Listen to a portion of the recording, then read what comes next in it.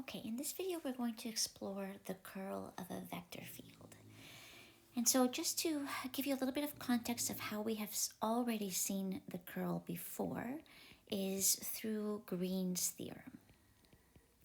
So Green's theorem, the circulation form, states the following. We are assuming we have a closed simple curve that is oriented positively and encloses a simply connected region R.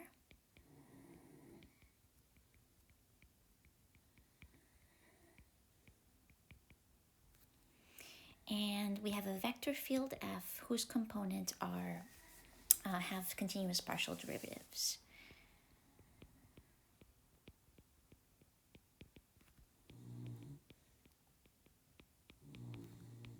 And the theorem states the following.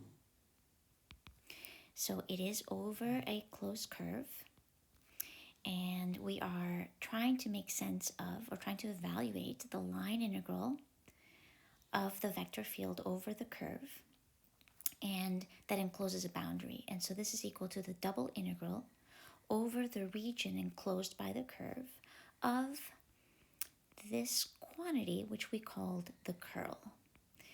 So here I'm assuming that P and Q are the components of our vector field. I'll write that down in a moment. So assumption here is that F is composed of P and Q. And in this context, we said that this expression, that quantity, is called curl of our vector field F. It's a little bit more nuanced than that. We'll add to this today, but it really represents the circulation density or the circulation at a point. And so this means it's a localized measure of circulation, so circulation at a point. And what else do I want to say about this localized measure? Circulation density, in this case, circulation per unit area, where we let, the way that we calculated it is we looked at the circulation over a tiny, tiny rectangle and let the width and length of that rectangle go to 0. And this is just the circulation of the field over our curve. And that means how much of the field, of the vector field, is aligned or flows in the direction of the curve. So that was Green's theorem that introduced us to this quantity. So let's define it a little bit more formally. So we're going to use, for the definition of curl, we're also going to use this operator del. So we've seen the del operator. In 2D, the del operator is a vector. Well, it's an operator, just operates on scalars and scalar functions. It can operate on vector fields, but it takes partial derivatives. So in R2, this would be the del operator. And in R3, we just add an additional component for our operator that will take the partial derivative of the third component of our vector field or of our scalar function. We've also seen this operator when we define the gradient.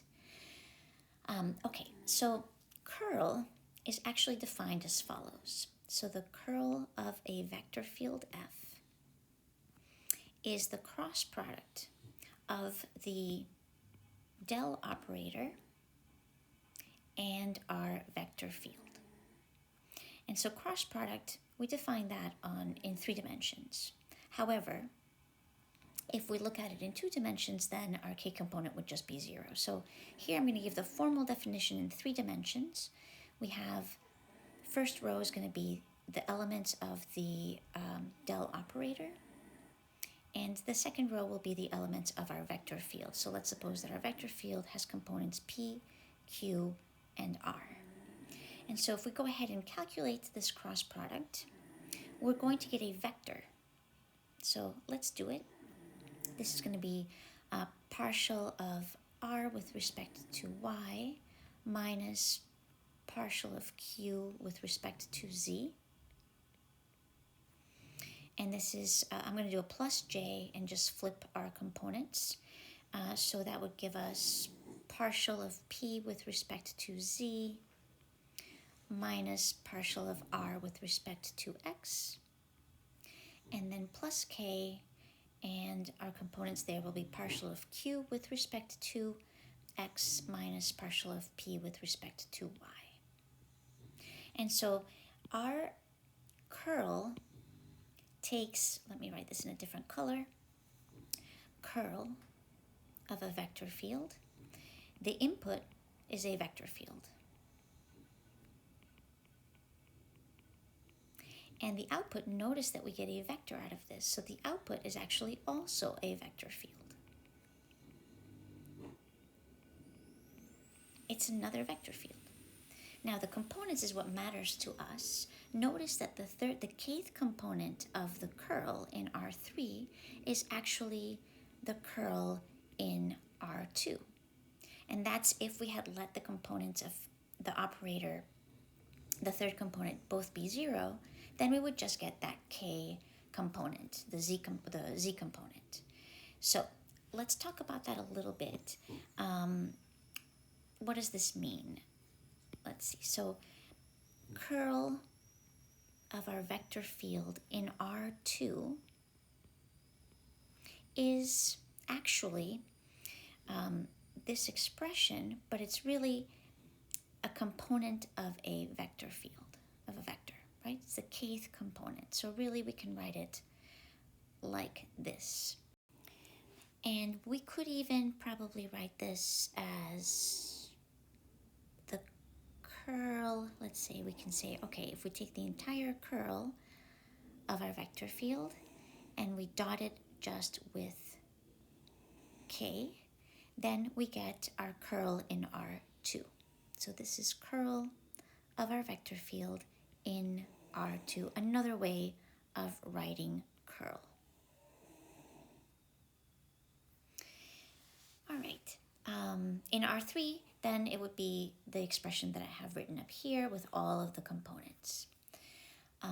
Let's think about what this gives us. So what does the curl tell us?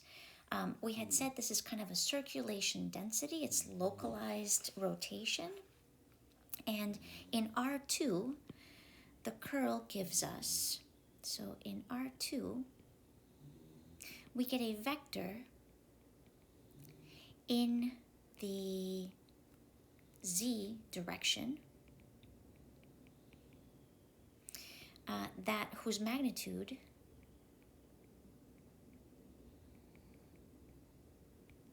is the speed of rotation at the point, and the direction of this vector is perpendicular to, in R2, to the xy plane. So what's going on here? Well, we've got a situation that looks like this, right? Our vector field is in R2. We're only interested in regions in R2, but what's happening is, let's say I have a little point here, we're getting a little rotation, and the result of the curl actually points up, or might point down, depending on the field, right? But it points along the z-axis because we're doing this cross product of del and a vector in R2. And so we get a little rotation, and our curl vector points up.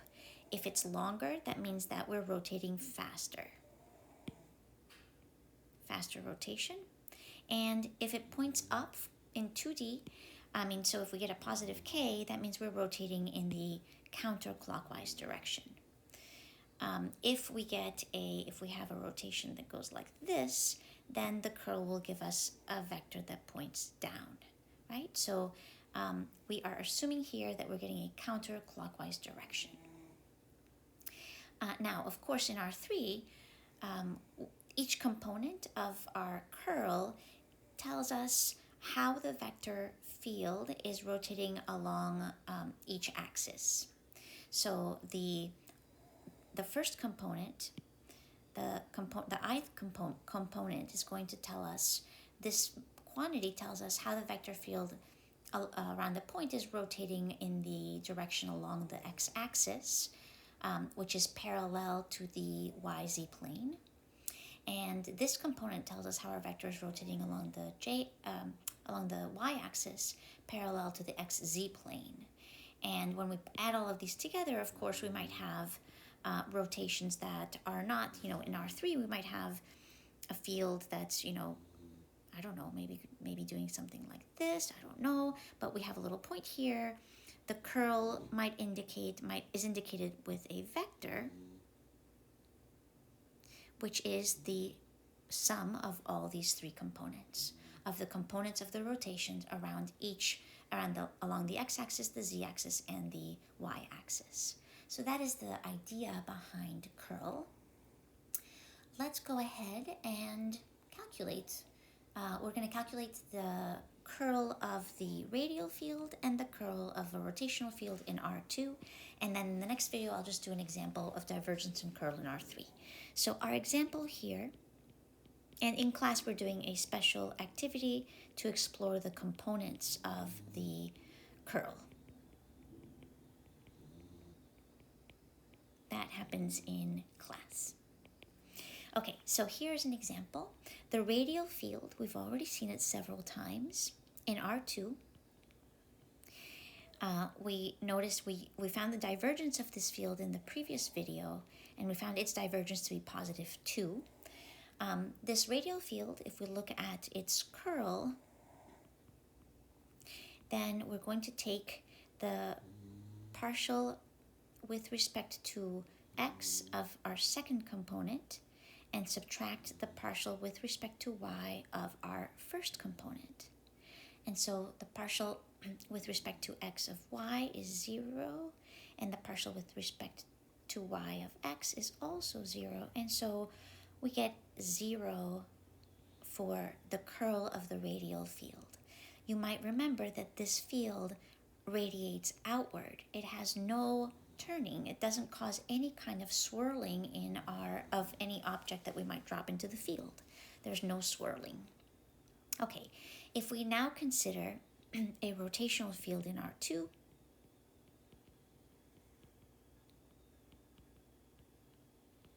let's suppose that we have our vector field negative yx. This vector field rotates, and you can think of it as rotating along circles that are level curves of a paraboloid. And the curl of this vector field, so it'll be the partial of q with respect to x minus the partial of p with respect to y. The partial of q with respect to x gives us a 1, and the partial of p with respect to y gives us a negative 1, and so this gives us a curl of 2.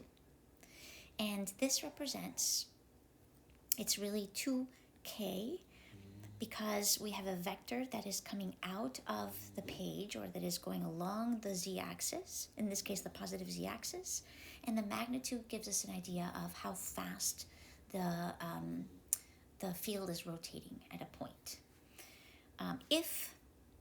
So just a quick note here, if our field has no curl, so if the curl is 0, as we saw with the radial field, then we say that our field is irrotational, does not rotate.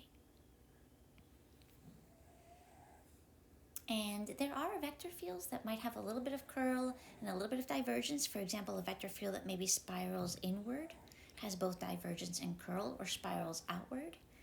And just one more note, in terms of finding the direction of the vector of the curl, we're always using, I'm just going to put it up here, we're always using the right-hand rule, right? So we curl our right hand around the direction of rotation, and our thumb will point towards the direction of the perpendicular to the plane where the vector field is rotating.